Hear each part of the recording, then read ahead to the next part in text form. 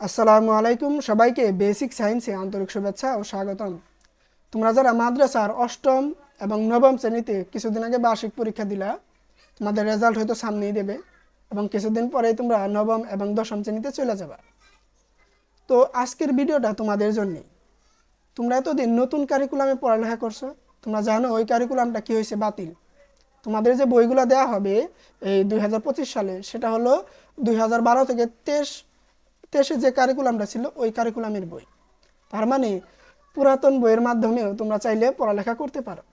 এই কথা জানার পর অনেকে হয়তো পুরাতন বইগুলো সংগ্রহ করা শুরু করে দিছো, অনেকে সংগ্রহ করে বইগুলো দেখা এবং পড়ালেখা শুরু করে দিছো। তো আজকের ভিডিওতে আমি দেখাবো কিভাবে ওই বইগুলো অনলাইন থেকে ডাউনলোড করা যায়, কেননা অনেকে হয়তো আশেপাশে কেউ নাই যাদের কাছ থেকে বইগুলো নিতে পারবা। তো আজকের ভিডিওটা তোমাদের জন্য খুবই হেল্পফুল হবে। তোমরা এই অনলাইন থেকে বইগুলো ডাউনলোড করে পড়ালেখা শুরু করে দিতে পারো, ঠিক আছে? তো এখন কিছু কথা আর একটু বলি, কেন এই বইগুলো ডাউনলোড করবা এত আগে। কারণ 9-এ তো এখন তো ভর্তি শুরু হয় নাই, 10-এ তো কোনো ক্লাসে শুরু হয় নাই, এখনই কেন পড়বা? কেননা তোমাদের লাইফের এই কিছুদিন পরে যে সরকারি পরীক্ষাটা দিবা, যারা ক্লাস 10-এ উঠবা তারা দিবা 2026 সালে সম্ভবত, হ্যাঁ 2026। আর যারা 9-এ উঠবা তারা দিবা 27 সালে। আর এইটাই তোমার লাইফে প্রথম সরকারি পরীক্ষা। এর আগে কোনো সরকারি পরীক্ষা দেওয়ার অভিজ্ঞতা তো কিন্তু তোমার নাই। যেরকম আমি পঞ্চম শ্রেণীতে সমাপনী পরীক্ষা দিছি, তারপরে অষ্টমে জেডিসি দিছি, অ্যান্ড দেন আমি এসএসসি পরীক্ষা দিছি। আর তোমার লাইফের প্রথম সরকারি পরীক্ষা কি এসএসসি। তো এটা ভালো করার জন্য একটু আগাম প্রস্তুতি দরকার আছে না? অবশ্যই আছে। এবং তোমাদের যে নতুন কারিকুলাম এতদিন পড়লা, যারা এই 8-এ আসো, 9-এ যাবা, তোমরা 7 এবং 8-এ 2 বছর নতুন কারিকুলামে পড়ছো। আর কত কি তুমি শিখছো এটা তুমি তো জানো। যারা নিজ দায়িত্বে শিখছো তারা তো শিখছই, কিন্তু যারা ফাঁকিবাজি করছো, কেননা পরীক্ষা তো হয় নাই, দেখে দেখে পাশ করান গেছে, এই কারণে পড়ো নাই। তো তোমাদের উচিত আগে থেকে একটু প্রস্তুতি নেওয়া। এবং যারা 9-এ থেকে 10-এ যাবা তাদের তারপরের বছরে কি এসএসসি মানে সরকারি পরীক্ষাটা, তাহলে সেটা প্রস্তুতি আগে থেকে নেওয়া দরকার আছে না? যেহেতু পুরাতন বই পড়া হবে, কেননা ওই কারিকুলামের বই তো দেবে, তাহলে তুমি আগে থেকে পড়া শুরু করো। যদি বইগুলো সংগ্রহ করতে পারো সংগ্রহ করো, যদি না পারো আজকের ভিডিওতে আমি যেভাবে দেখাবো ওইভাবে বইগুলা ডাউনলোড করবা। তোমার কাছে যদি মোবাইল থাকে মোবাইলের মাধ্যমে করতে পারো, যদি কম্পিউটার থাকে বা ল্যাপটপ থাকে তাহলে তো আরও ভালো, ঠিক আছে? তো চলো আর পেছাল না পারি, বইগুলা কিভাবে ডাউনলোড করবা আমি তোমাদের দেখাই। প্রথমে তুমি ক্রোমে চলে যাবা তোমার ফোনের বা কম্পিউটারের, সেখানে যে তুমি সার্চ করবা এন এন রে ফ্রন্ট কি হলো এনসিটিবি, এটা সার্চ করবা। তাহলে এটা লিখে সার্চ করলেই দেখো তোমার সামনে একটা ওয়েবসাইট আসবো, সেটা কি জাতীয় শিক্ষাক্রম ও পাঠ্যপুস্তক বোর্ড, এনসিটিবি। এই ওয়েবসাইটে তুমি প্রবেশ করবা, ঠিক আছে? আচ্ছা, এই ওয়েবসাইটের লিঙ্কটাও ডেসক্রিপশনে দেওয়া আছে, ওইখানে ক্লিক করলে তুমি আরও সহজে বইগুলো ডাউনলোড করতে পারবা। সেটা আমি বলতেছি একটু পরে। দেখো, তুমি যখন এই লিঙ্কে প্রবেশ করবা মোবাইল থেকে, তোমার সামনে এরকম হয়তো বা ইন্টারফেসটা আসবে না।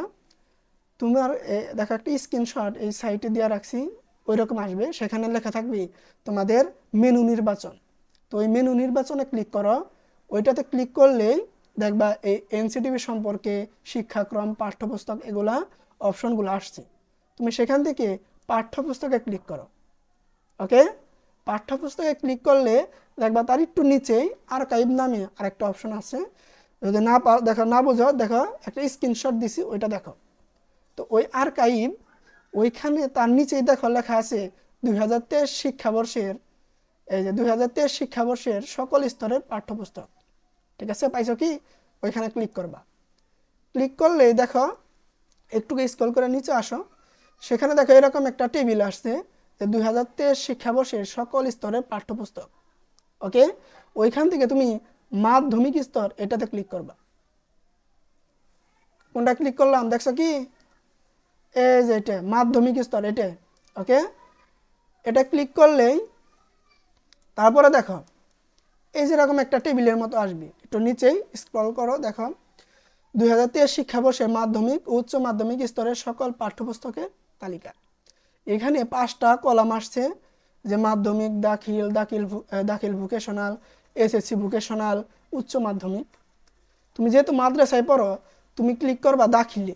দাখিলের এই যে নবম দশম শ্রেণী এখানে, ওকে ক্লিক করলা। তারপরে দেখো তোমার মোবাইল ফোন বা কম্পিউটার যেটাই হোক, এইরকম একটা ইন্টারফেস আসছে, যেখানে 2023 শিক্ষাবর্ষের দাখিল স্তরের নবম দশম শ্রেণীর পাঠ্যপুস্তক এরকম লেখা। তার নিচেই দেখো এই যে কুরআন মাজিদ, হাদিস শরীফ, আকাইদ ফিকা, আল-লুগাতুল আরাবিয়া ইত্তেসালিয়া, তারপরে ইসলামের ইতিহাস, বাংলা সাহিত্য, ইংরেজি, গণিত, সব বই। মোট 22টার মতো বই দেওয়া আছে, রসায়ন, পদার্থ, জীববিজ্ঞান, উচ্চতর গণিত সব আছে। তুমি এগুলা সব বই তুমি ডাউনলোড করতে পারবা। আর ডাউনলোডটা কেমনে করবা? তুমি কুরআন মাজিদ এই বইটা ডাউনলোড করতে চাও, তুমি এই কুরআন মাজিদের দেখো ডান সাইডে দেখো পিডিএফ লেখা আছে না, এই যে পিডিএফ, এখানে ক্লিক করবা। ক্লিক করলেই দেখো যদি কম্পিউটার হয় সরাসরি এই অপশনটা আসবে, যদি কম্পিউটার না হয় বা মোবাইল ফোন হয় তাহলে দেখো সাইটে একটা স্ক্রিনশট আসতেছে, ওইটা অনুযায়ী করতে হবে। মানে তোমাকে সিলেক্ট করতে হবে ক্রোম অথবা গুগল ড্রাইভ। এখন যদি ক্রোম সিলেক্ট করো তাহলে সরাসরি এই ডাউনলোড অপশন পাবা, আর গুগল ড্রাইভ সিলেক্ট করলে দেখো স্ক্রিনশট আমি দুইটা দিতেছি। প্রথমে তুমি গুগল ড্রাইভ, তারপরে দেখো একটা স্ক্রিনশটে 3 ডটে ক্লিক করবা, এবং তারপরে দেখো নিচে ডাউনলোড অপশন আসছে। আমি 3টা স্ক্রিনশটই দেখাইতেছি, তুমি দেখো এটাকে ভালো করে, তুমি সেইভাবে ডাউনলোড করতে পারো। যদি ক্রোম আসে তুমি ক্রোমই সিলেক্ট করো, সহজে ডাউনলোডটা হবে। আচ্ছা, তাহলে এইভাবে বইটা ডাউনলোড করবা। মানে ক্রোম কেন সিলেক্ট করতে বলতেছি, তাহলে সরাসরি এই ডাউনলোড অপশন পাওয়া যাবে, এত ঝামেলা হবে না। তো এইভাবে বইগুলো ডাউনলোড করবা। যে বইটা দেখাই এটুকে, এই দেখো আমাদের অধ্যায়গুলো দেওয়া আছে সুন্দর করে, তুমি দেখবা এবং নিজে নিজে পড়বা, ঠিক আছে? যদি তুমি ভালো রেজাল্ট করতে চাও তাহলে পরিশ্রম তো তুমি অবশ্যই করবাই, তাই না? ধরো তুমি অন্য কোনো বই, ধরো তুমি সায়েন্স নিছো, মাদ্রাসায় তো সায়েন্সও আছে নাকি? অনেকে হয়তো জানেই না যে মাদ্রাসায় সায়েন্স আছে।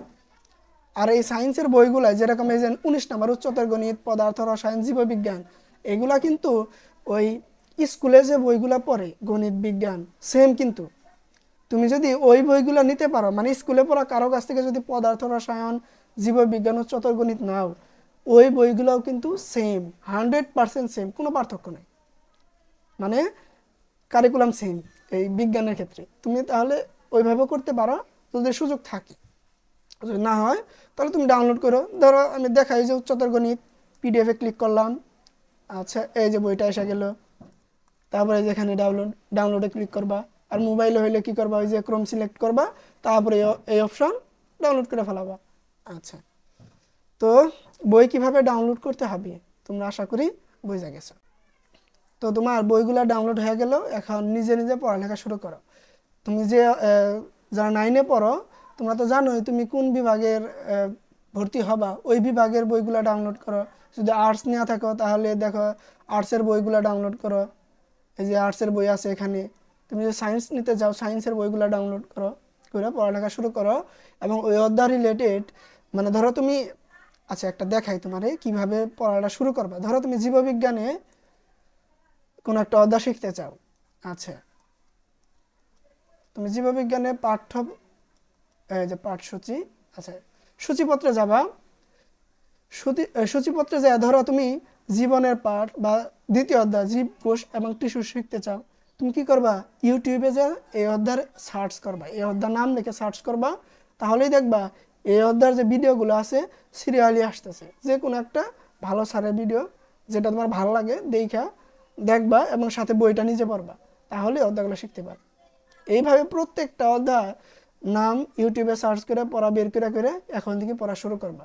কিংবা তুমি যদি কোনো প্রাইভেট পড়ো সেই স্যারের কাছে যাও পড়তে পারো, তাই না?